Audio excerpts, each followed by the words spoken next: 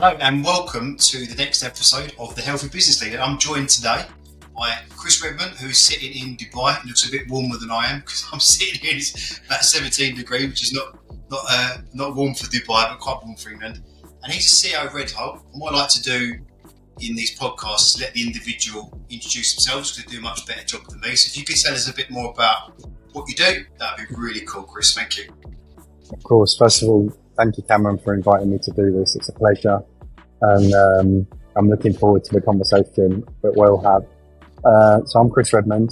I'm the CEO of RedHolt, which is a business that I'm also the founder of with Amanda, my wife. My career background is quite varied. From a young age, I started my first business when I was 19. And I sold that business to an organisation that was owned by Barclays Venture Capital when I was 23. So that was the first green shoots of my entrepreneurial streak, as well as what it was like to go through a transaction or an event, manifesting an event in a mini scale, first wealth generation type of moment for me as well. I've held big corporate roles. I've worked extremely globally.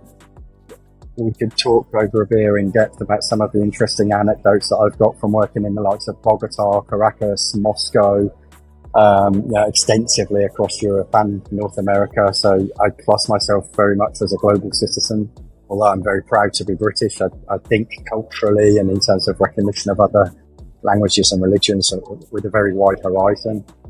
I got into the recruitment game 10 years ago when a company called NP Group said to me, Chris, we're on a transaction run. We want to manifest an exit within the next 3 to 5 years. And we decided it would be good to have somebody on our board who is from the tech market, because that's actually the market that we serve. And you understand the vernacular and the psychology of that market. So we'd love to have someone on our side that understands how the target market works. Joined as chief of staff. Within 6 months, I was managing director. The division that I was managing director of became their fastest growing, profitable, most successful division globally. We opened offices across the US and New York, and a practice in China. Obviously, an extremely busy and excellent team in London as well that I absolutely loved being a part of. It was a great chapter of my life, not just my career. We did realise the transaction on that business, where I moved over to become managing director of the world's largest pure play digital recruitment company called Salt. 8 offices around the world at the time and about 230 consultants, 80% of whom were in the patch that I was managing director for. And then after that, 7 years ago, myself and Amanda, it was actually Amanda that kind of kicked me over the edge on it. I realised that for certain personal reasons that maybe we'll get into, I needed to move on from Salt.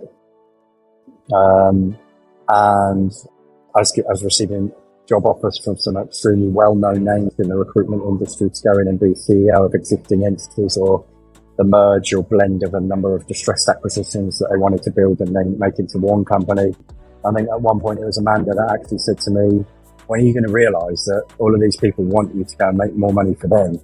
Why don't you just yourself and do it yourself? And I've never looked back since. Creating RedHolt is one of the best things that I've ever done, not only for me and for my kids and for Amanda's life, but really importantly to me, for the people that work at RedHolt. I've seen a lot of the people who've worked with us for years now turn from high potential young individuals that were living with their parents with all right vehicles, turn into high potential, high performing individuals that other people look at and go, wow, you travel all over the world with your company, you've got an amazing house and a brand new BMW. I love the fact that it's my company that has created the opportunity for them to have a life with that complexion. So RedHolt is an advanced recruitment organisation. We specialise across a number of different markets, but actually the markets we operate in isn't the specialism as much as the methodology that we've got, where we use artificial intelligence extensively before we even approach people to headhunt them. It means that by the time we approach them, they are positively violated by what we know about them or their proclivities and how we can speak to them about them. It also means that the gravity associated to our approach comes across as very authentic, because we are able to say, look, this is what we already know about you, why we think you're a high potential match. And generally the way that we construct a bridgehead from us to them in the way that we approach them is heavily orientated around video technology. So if you imagine, Cam, if I'm trying to fill a chief executive role and you're already a chief executive somewhere and you're somebody that I want to headhunt, if I've got an AI-based psychometric profile about you and I make a video in HD and I can embed that to an approach for you and talk about you and attach that psychometric profile, the chances are you're going to respond to that because you know that's not spam. And you're going to like the fact that somebody who's approaching you has got a real depth and an impressive type of approach. Typically recruitment companies in the UK have got a 30 to 35% response rate to their emails, their approaches. Ours is 80% plus, because we do stuff like that. So I'm really proud of what we do, and we're always pushing the boundaries and the frontiers of how we utilize technology and weave it together to make our proposition stack. And that stack is something that creates value for candidates and for clients. So you can probably tell I'm real proud of what we've got, and we've got big plans for the business over the next 3 to 5 years. You're glad that you did that introduction, not me now, aren't you? Lots of information. There's an amazing journey. I'm even just starting with, didn't know about the sale when you're 23. That's a pretty impressive stamp on your resume, isn't it? So it sounds like business has been a massive part of your life for many, many years now, hasn't it? From the entrepreneurial days of the early stuff to, starting RedHolt as well now. Yeah, very much so. And I think that's the influence of my father, who is, very much my hero. People that follow my LinkedIn will realise that, the gravity that my dad has created in their life and still does. He was someone that left school at 15, worked in a tailor's, started off cleaning the doorstep, and then learned how to sell suits. And the sort of basic level sales discipline that I learned off my dad, that he learned from all of the jobs that he's had, but right from the tailor's days, still stick with me. That's the DNA of who I am from a salesperson's perspective. A commercial, I think, would be a better phrase that I'd like to use. But, my old man ended up being the field sales director for the biggest publishing company in the world, Random House Publishing. So I'm proud of his journey and the way that he managed to build himself up. And I didn't even really realise it, Cam, but, I now look back and realise that the books that my dad was giving me, because he was always in publishing, I just thought they were great books. I didn't realise he was feeding me with motivational books, business books, all of that sort of stuff. I just thought everyone's dad gave them those sort of books to read. So there I am reading some amazing books like Polar Bear Pirates, Who Moved My Cheese, real classics. And falling in love with leadership and business and not even really realising it. So by the time I moved the day after my GCSEs, I moved to Italy on my own. There's no mobile phones then. I just got myself a job and went for 4 months. And I had a high level of confidence and conviction about who I was and what the world was all about. A lot of it was wrong, but I had enough to get out there and do things that people at my age probably wouldn't have done, which is why at the age of 19, I started Trajectory, and then obviously sold that to Cube a few years later. But yeah, business is a big part of my life now, as well as then.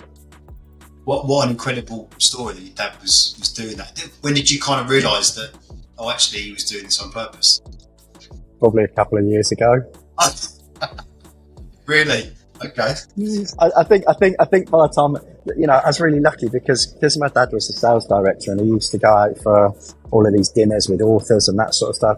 He used to invite me along. So I used to speak to these people, and to me they were just my dad's work colleagues, but they weren't really. They were authors of bestsellers.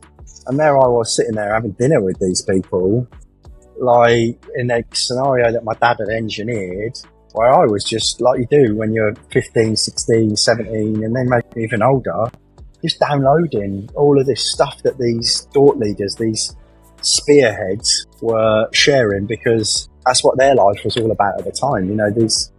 This was before Kindles were around. Bestseller meant a bestseller then, so I met some absolutely amazing people, and I didn't even realise what the magnitude of those meetings would be in terms of my North Star and who I would become. it's massive for that. It sounds like the confidence side of things. I do it with my kids now. They're only 6 and 4, but we was out yesterday down by the river doing a bit of kayaking and stuff. And I say to them, I want to go and see if these little boys caught any fish. So go on, go and ask him then. Go and speak to them. It's just getting them to build that confidence up to go and speak to people. And that's what your dad was doing, right? Getting you talking to people and using the language. It's massive because I talk to a lot of CEOs, right? Like I am now. It takes you a little while to kind of understand, right, they talk about business all the time. So if you can learn about business and sales and marketing, you have a similarity, right? And it ups your level of confidence because Joe Public's going to struggle with that because they're not in business. They don't really understand it. Yeah, but I think there's another side to that as well. If you don't mind me saying so, that I think a lot of people think about CEOs as some sort of robot or bionic business machine. And what I always encourage the guys that work for me to remember and consider is that CEOs are also people who love to talk about their kids and who are also going on holiday and probably appreciate a bit of headspace just as much as anyone else does. And I think that there's, I think the way maybe LinkedIn has built people up and the way social media has built up this perceived gravity of a CEO, always flying around on a jet with multiple devices going and, multiple companies and all that sort of stuff. Some of that might be true, but people are people. And I think, earlier I talked about being a global citizen and all the places where I've worked and done business. I love the fact that people are people, and I feel like people can still cut through. In fact, people, CEOs especially, do cut through bullshit. And if someone's been disingenuous or lacks authenticity, I think that's what puts people off. People that are coming in with the big pitch, the PowerPoint. A CEO doesn't really need that. They just want to hear someone. I prefer it when someone presents to me without a deck. I want to listen to my intuition about the conviction that person has got when it comes to what they do. So, CEOs are just people like anyone else. It's, I think that's really important for people watching this who maybe are thinking, how do I make an approach to a CEO? Just make it. They're just someone else living their lives, and it's a high probability that they just want to be successful and for their family to be happy and healthy. And that's the top of most people's agendas, right? Why would most CEOs be any different to that? I think the kids and families is always going to be a constant. It's looking after them. I think we'll switch this into a bit more about health now, because obviously that's the name of the podcast is what I do on a daily basis. But on your journey from that 19-year-old boy that went to Italy and lived on his own and all the different places you've been, a little bit of honesty now around what effect has that had on you from a health point of view, from a weight point of view, from a stress point of view. How's that journey been for you along the way? So it's interesting because I've always been someone that's really into fitness. Always. I've done London Marathon twice. When I was younger, I used to run cross country extensively. I was always massively into rugby. I've always been a member of a gym, all of that sort of stuff. But,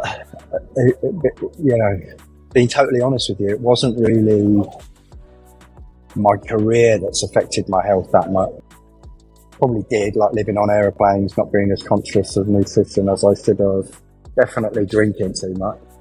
But it was a divorce that I went through nearly a decade ago that still to this day is heavy. It's really hard. Divorces are, going back to the CEO thing, when you're trying to own the accountability that you've got for keeping a business going and all of the mouths that you've got to feed within your own business, not just your own family, it's a heavy weight of responsibility. And divorces are things that can literally blast someone's life apart. And I think that, when the wheels started to come off on my view of my own health and how important that was and how I should be prioritising it, was when I went through an extremely turbulent divorce, really, really turbulent divorce. And I had massive amounts of dad guilt, massive amounts, as well as trying to, be the nice guy in the divorce to try and make sure it wasn't as abrasive as possible. It took me years to realise that actually, sometimes you just can't be that. Situations that are that frosty just have to be dealt with in the way they have to be dealt with. So, although I've been a business leader for a long time, like I was saying earlier, business leaders still have stuff, right, in their personal lives. And I think that affected my mental health a lot. I've had some really massive low points over the course of the last few years that I don't mind admitting, real dark moments. And similarly, some of the best times in my life where I felt like the reason I got out of that marriage was to be me and the person that, you know, I wanted to be. And I've been able to do that. And that's where you get the kick on moments where you're like, I'm living life now. You know, this is some of the dark places that I've been through. This is it. So yeah, that's what, nearly 10 years ago. And I think that there's a lot of blokes out there that I speak to and have spoken to and helped over the last few years, so that, you know, hopefully they don't have to trip over some of the landmines that unfortunately I was subject to, were extremely explosive. It needs to be spoken about, and thanks for being open and honest about that, because that's what we need to do as men, right? Is to talk about stuff, because it's very easy to not do that, and it gets very overwhelming, doesn't it? I mean, to go through something like that is, you know, as you mentioned, it's turbulent. Did you find that fitness and training was kind of like your North Star? It kept you moving forward through that? I found that most aspects of my life, going through that over the last few years, it's not just, people say, I went through ups and downs, and you kind of go, oh, his life is going through ups and downs. But if you break that down further, different aspects of your life are going through ups and downs at different points. So you're going through all of these emotional oscillations, and, you know, you got all of these plates spinning. Stuff's good with the kids, but bad with the business. Stuff's good with the business, but bad for my ex-wife. Stuff's great, you know, right? So, you know, and it's the same with my health. You know, I had moments where I felt like in COVID, I ran 10 kilometers a day every day. And then when I got back, I worked out in the gym that I had at the house for an hour. Cam, I was in ridiculous shape, honestly, ripped up. And I loved it. You know, it's probably the healthiest I've ever been, apart from now. But similarly, I've had moments where I don't mind admitting it. I haven't just drowned my low moments at the bottom of a bottle. I've lived at the bottom of the bottle. You know, like, people probably wouldn't have seen that because of my social media and all that sort of stuff, and seeing me on LinkedIn, you know, like, happy, successful, positive. But, you know, when the cameras are off and you're not posting stuff on Instagram and all that sort of stuff, you're still dealing with all the emotions. There's the behind the scenes moments. You know, I've got some close friends and my wife and my brother and my mum and dad, I'm sure, would say, yeah, there's been some moments we're worried about Chris. So, yeah, I mean, and at those moments, everything goes out the window, mate. It's dangerous. Everything, you know, you're lucky to pull yourself out of those moments before things start to get damaged that you can't fix. So yeah, you know, and you see some horror stories about people that don't recover these low points in their health, mental and physical, before it turned into something catastrophic, which fortunately it never did for me. But yeah, you know, that's what the complexion of life gets like when you've got all of these big things going on. Mate, I mean, we had it with when COVID happened. We had a real nice setup in the city, luxury gym, beautiful facilities, people walking through. You know, for our life's good, we're starting to grow now. And then COVID just struck, and we lost everything overnight. And I know there'll be lots of people with very, very similar stories. And I think there is, mate. It's a weird one because I didn't really realise how shit I felt until I started to come out the other side of it. You look back and think, you know, I probably put on 5-6 kilos. I was drinking red wine and trying to use that as a stress reliever because you felt like shit all the time. Overeating, not training as much as I should do. So I get it. And this is the thing. I did a video this morning, and it's like everyone in health and fitness always gives off this kind of glamour thing of like, look at me, I've got a six-pack, I'm in the gym all the time. There's not an industry in the world that's more full of bullshit than health and fitness. It's just literally this shiny Instagram thing, and no one's got the bollocks really to say, well, actually, I had a shit time and I wasn't in great shape. And the thing is as well, if people that are in health and fitness can go through this stuff, imagine what it's like when you're not in health and fitness. You haven't got that kind of drive to work out all the time, it can be very, very challenging for people. Very challenging. You know, I think there's another point around this that accentuates it for successful leaders as well, and successful people, whatever your version of success might constitute. And that is people who have got extremities in their personality that facilitate success. Those extremities will also come out in other aspects of their life. I'll tell you what the example, the anecdote about me. At that time when I was in COVID, when I was running 10 kilometers a day and killing it, and going I'd come in from the run and straight into the gym because of lucky enough to have a big house back in the UK, and we had a good, proper big gym, big screen up in the house. So I'd come straight in from the run into the gym. Those nights, I'd still drink at least one bottle of wine each night. And fairly frequently, I'd probably put two away. First one just goes down, second one helps you get to sleep. And, it's like, but that's because of my personality. I'm all or nothing. And I think that I'm 44 now, I think when you reach a certain stage or something happens to you, like, we'll talk about in a second that's happened to me recently. You reach a stage where it's just a light bulb moment. It's a wake up call and you're like, what am I doing? And, like now I look back and I think I was actually having this chat with the guy who was my personal trainer before the second London Marathon I did. And, I was in amazing shape back then in COVID. It's funny because in COVID, everyone was talking about, you had people that got really fit or people that like drunk too much. I was doing both. And I was chatting to Sam and I was in amazing shape then. And Sam said to me, it's amazing. Just imagine what your shape would have been if you weren't stacking 2 bottles of calorific wine on top of that. You'd have been in better shape. The reality is the way it was, I'm not even, I wouldn't say I'm proud of it, but it's part of my story. It's what it is. And I'm proud of where I am now. So, I think when you get people that are super, super successful, you get these extremities and it accentuates what some of the challenges can be and what the problems associated with those challenges can be. Now that you've got, obviously because of what you do, you've got a lot of insight into capital, right? And I see it a lot in the people that are running businesses or CEOs. They're either, and they even say it, I'm all or nothing. Everyone says the same things. I'm either on or I'm off. And you and I both know it's in the middle. With health and fitness, is that consistency. You can go up here, you can go down here, but as long as you kind of always moving forward, that's what you can kind of do, because there will be events in the diary, there will be weekends where you've got a wedding and a funeral, all this stuff going on. So as long as you're always working out, you're always moving forward, that's all you can ask, because the ups and downs are going to come. As you said, if you're successful, you've probably got that character trait anyway. Yeah. So from your point of view, go ahead, mate.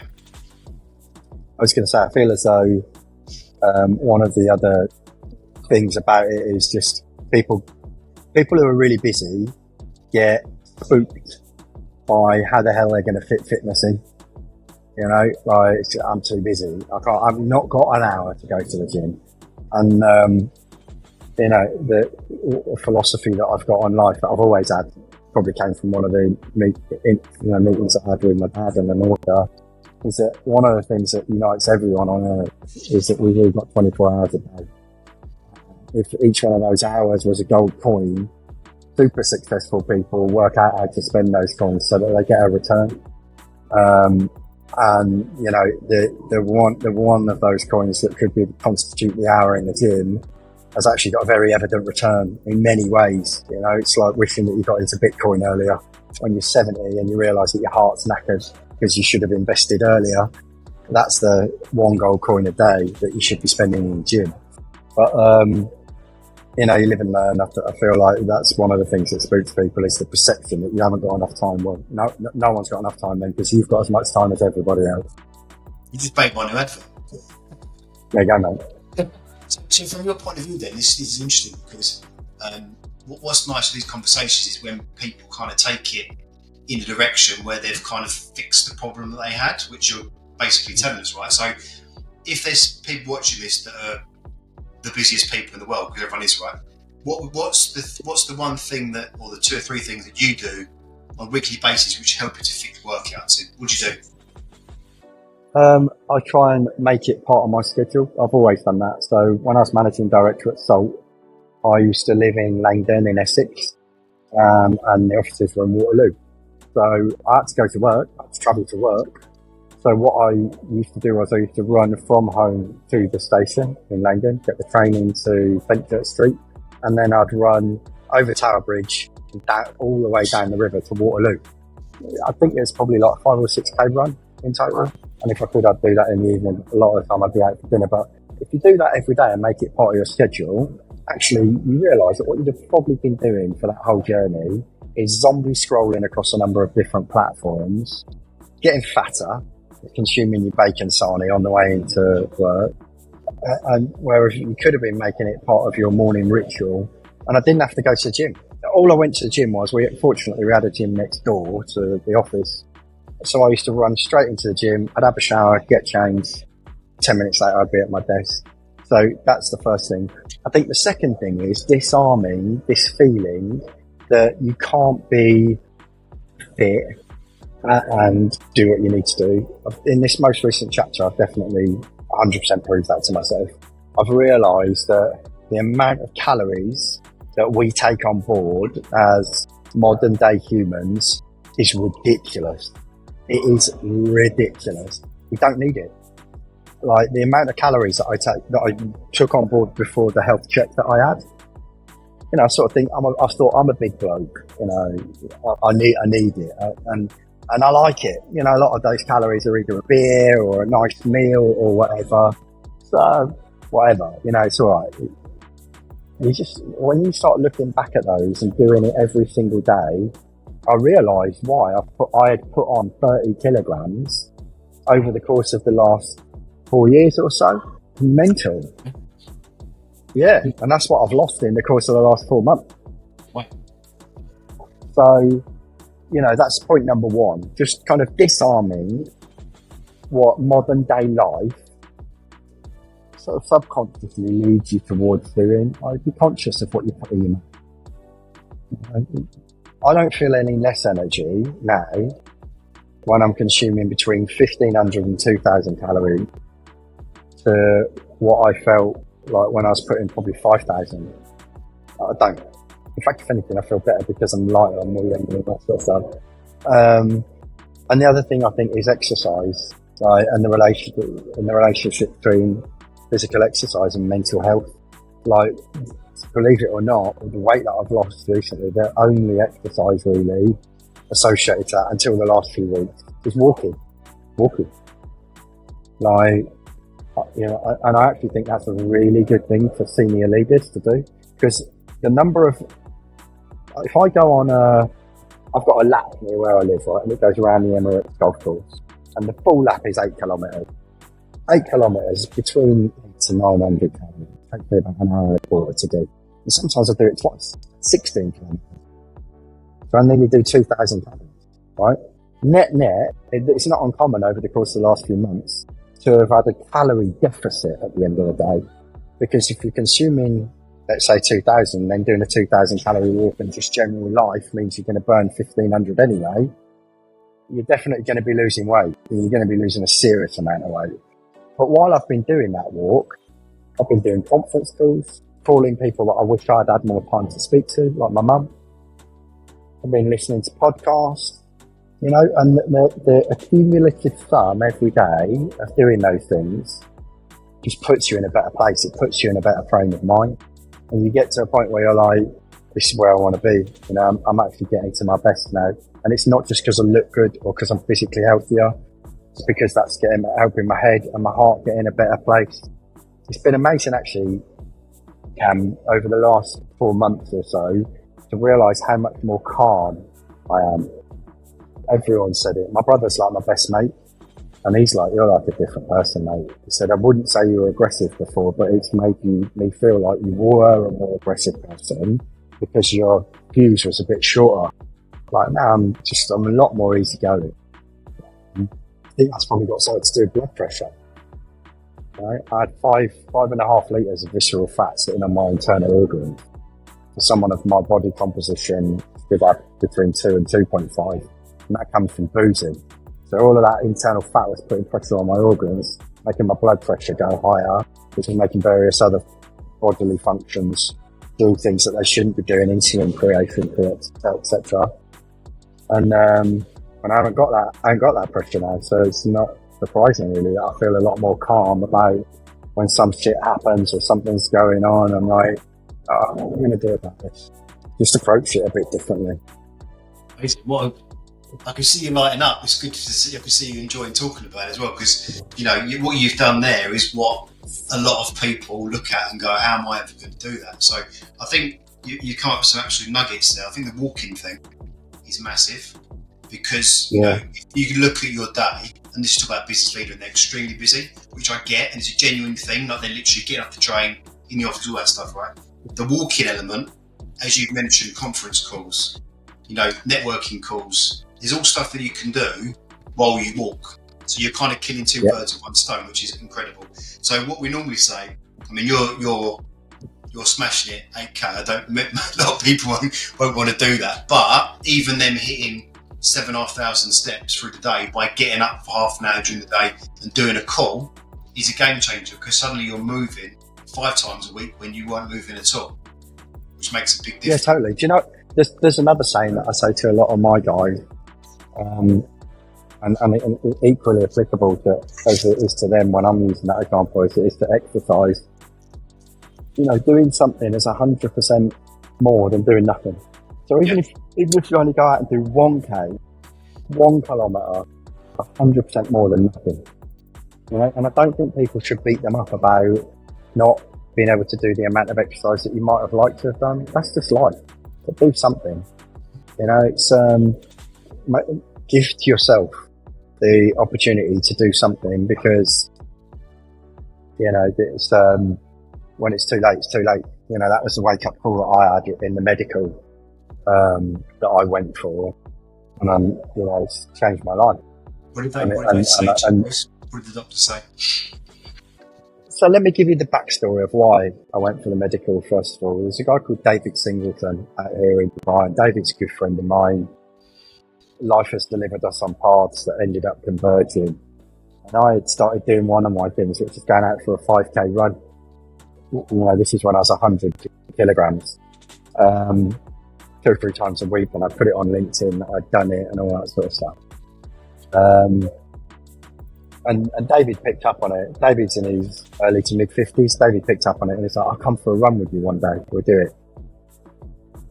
And this guy just fucking smashed it. Trying to keep up with him. This is a fact. I actually set a personal best just trying to keep up with him. Took 3 minutes off my previous time trying to keep up with this bloke that's 10 years older than me. Yeah. And I was done. And I was like, "Mate, you're in amazing shape for your age." And this guy, right, is like the non-exec director in the catering industry, food and beverages. So he advises some top-notch global brands in Dubai, where that's a big industry. And he's always around food in the best restaurants in the world, right? He could easily be very fat, that guy could.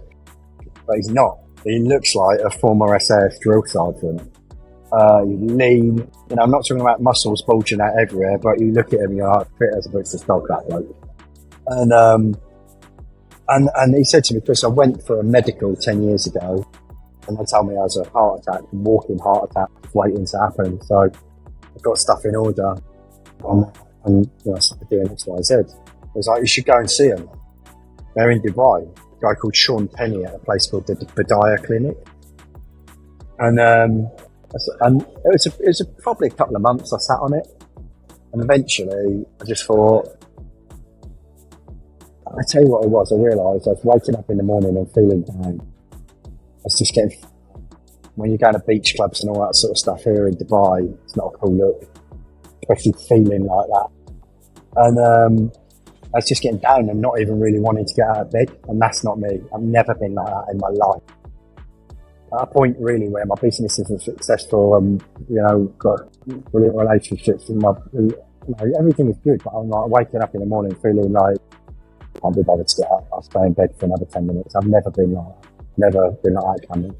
So I was like, I need to go for this medical. So I went and he did like did all my bloods, checked everything, you know, and even before the results came back, he said, I can tell you now, with the abdominal fat that I can see you're carrying, you're a massive risk of heart disease.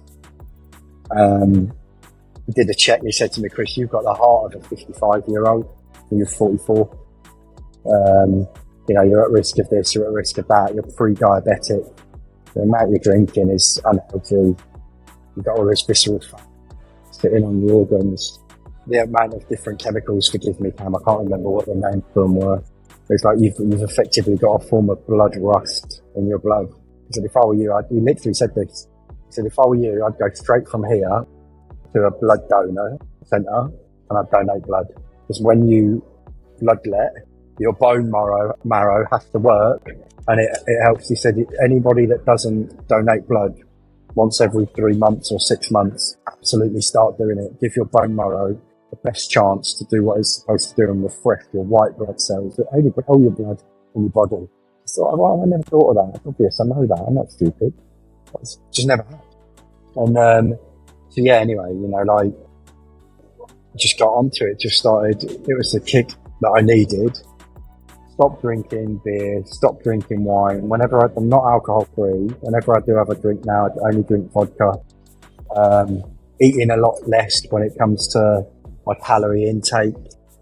You know, it's just, I literally started that day when I came out of the medical, you know, and I've done a few things like using supplements and whatever to make sure that the intake that I've got and the nutrition that I've got in my body, I've never done that before, never taken supplements.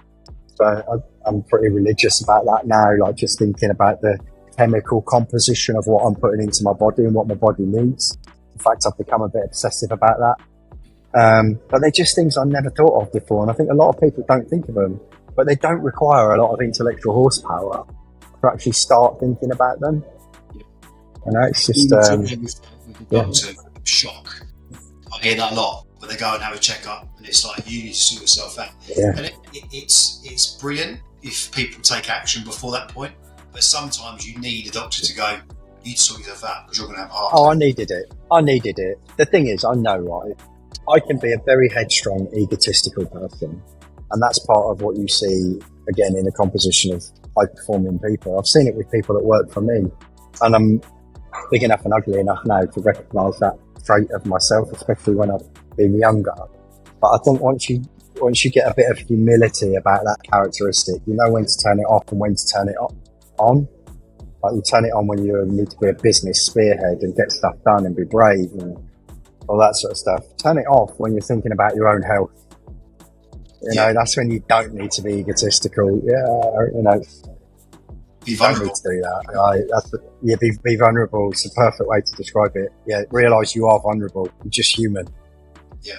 Just because you're, you know, quote unquote successful and you've got a Maserati doesn't make it any different than the next person, because your body's your body, right? And it's a finite resource. Once it's gone, it's gone. And, you know, unfortunately, I speak to a lot of people that are like you but didn't take action and kept doing what they did and haven't had a heart attack. Unfortunately, they've gone down the route of more and more medication. And once you're on that route, it's a one-way train to more medication. There's no way else. But that's what he said to me in that meeting. He went, Chris, you got this, you got this, you got this, you got. He said, if you don't fix these things now, they will be individually things that need to be fixed with medication, like your blood pressure, in 3 to 10 years' time. And they'll be big things. You'll be on a lot of medication. He said, if you do one thing now, it'll fix all of those. Just lose weight. Yeah. So, and that was it for me. I was like, hang on a minute. You know, be a tiger about this decision. Don't be a puppy. Make the right choice. And hit the target with one shot. So that's why I was like, absolutely. You know, today. It starts now, today, this minute. You're right. It's the excess weight causes so many health problems. It's crazy. It sounds oversimplified, but it's not. If you just lose a little bit of weight, things. I mean, obviously we're not medical doctors, but once people go back to the doctor after 2 months and they've lost 10, 15, 20 kilos, they go, the doctor was absolutely blown away by my weight loss, and now I've stopped taking my warfarin, my statins, my diabetes, my metformin, because they don't need them anymore because they're back in decent shape at a healthy weight. It's incredible. Just a big question for you now, because I'd like to wrap up kind of around the 45-minute mark. We've got a company vision now of kind of impacting the business world. So what we see is that individuals like yourself, when they start getting in shape, looking after their health, it starts to inspire people in the team, family, friends, because they see you doing it, right? Like with you, with David, wasn't it? Yeah, David Singleton. Yeah. And you went, I want to do that. How do I get like that, right? So a big question now, and I know you're in Dubai, but also you've seen a lot of different countries and how business work in different countries, right? From your point of view, do you see a positive change in the general health of business leaders? Do you think it's changed over the last 10 years? Do you think people become more conscious of it, or do you think it's the same as it was? I think that there is, I think mental health is behind a lot of the physical problems that anybody has, leaders included, but, they're just humans too. And I think the improved platform that people have got for challenges that they might be facing from a mental health perspective is the key to unlock and address those things before they become protracted long-term physical challenges because of the way someone conducts themselves when they're in pain. I was listening to something about alcoholism recently. Someone said something and they said that alcoholism is about pain, and it's about numbing the pain. It's a form of medication in the mind of the participant. And I thought, that rings a lot of bells with me. So if that's true, I think we've got an improved platform nowadays to address mental health challenges. The nub of your question, though, is it better now than it was? I'm not sure it is net.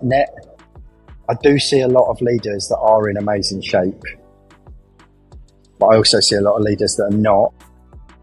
And I think ultimately the bottom line is, holistically, emotionally as well as physically and spiritually as well, are you in a better place? What's the blend of those things? Because just because you look great physically doesn't necessarily mean you are in a great place from a mental health perspective. So no, I don't think I feel as though people are in a better or worse place. I don't think I've seen it change that much. But I think it's good that, particularly for men, I think it's good for blokes that we're now in a world that's more embracing of the fact that men do have challenges too. And the way that blokes conduct themselves when they're under moments of pressure or in pain emotionally can be really catastrophic. It feels to me like more people are talking about it, most definitely. So I feel like the awareness is getting better. Obviously, many of our clients are London-based, so we see the city culture, right, which is a lot of drinking, a lot of eating. And it's not, from a health perspective, it's not a great culture.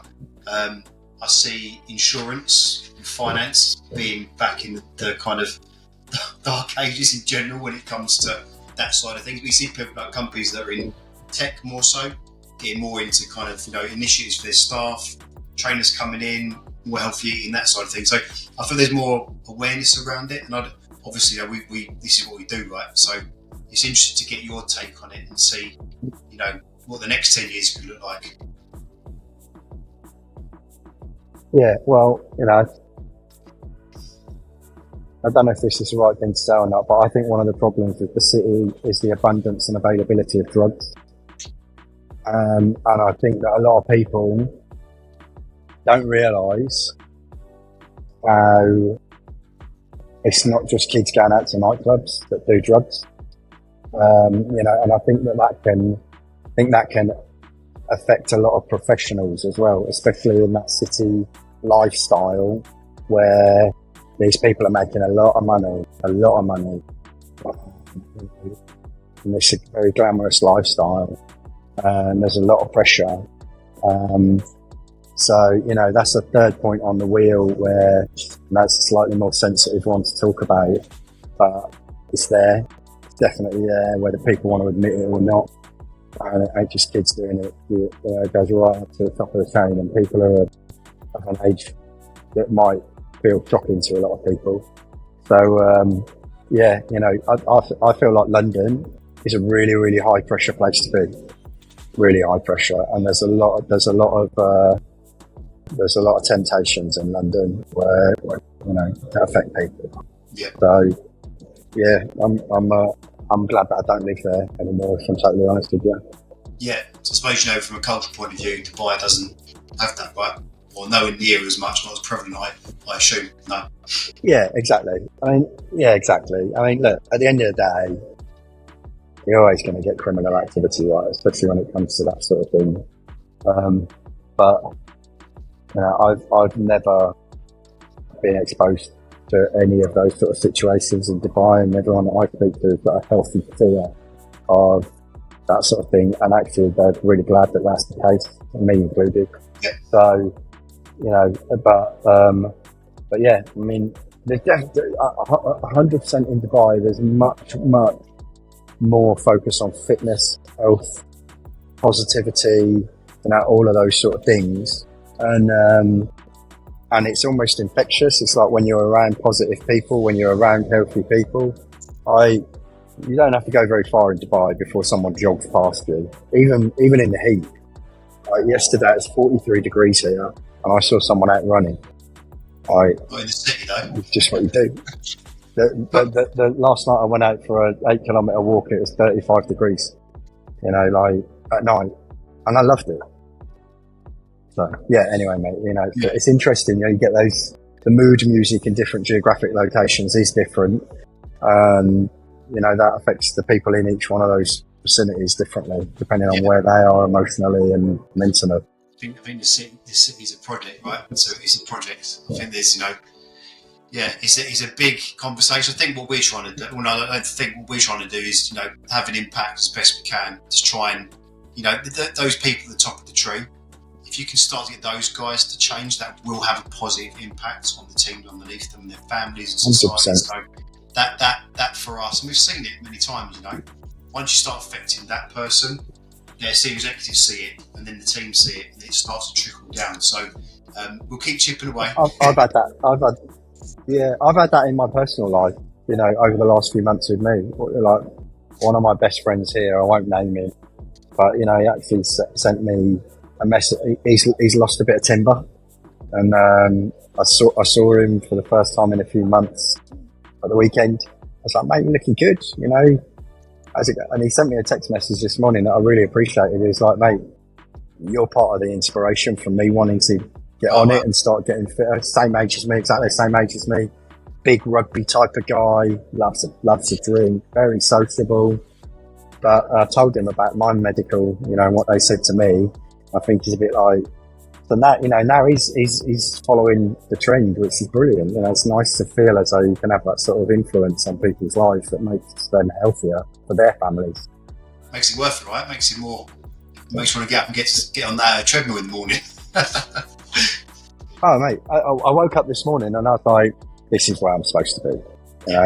You feeling good, feel like I'm in a good place. Yeah, absolutely. So, yeah, at a good stage in my journey at the moment. Brilliant. Well, Chris, thanks for your time, mate. We've done a 50-minute there, which is great. I try and keep it to 45 minutes. We had a good chat there, so thanks for that. If people want to check you out, if they want to look at your company website, a little bit more about it, where can they go to? Where can they find you? So company website is www.redholt.net, REDHOLT. That's the blend of my name, Redmond, and my wife's name, Holt. That's where that comes from if anyone ever wanted. But the place where I'd go to get some proximity to my journey and become a part of the fabric of that is LinkedIn.